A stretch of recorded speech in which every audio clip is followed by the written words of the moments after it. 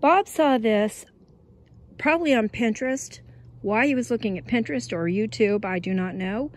But he got this idea, and I think it'll be really pretty to put all of my pots. It'll be so easy to water them, to weed them, and everything else. I don't know if I might ask him to remove the bottom one and maybe put that over there so that there's only 2 levels.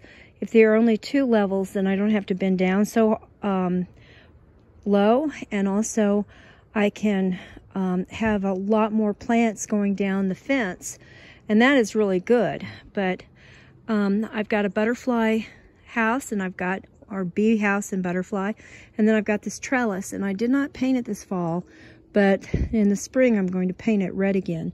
I'll probably buy a bucket of red paint. And these are the buckets that are going to go on next spring, but they don't need to be on a tier during the winter because they have a little bit more protection if they're on the ground from the freeze.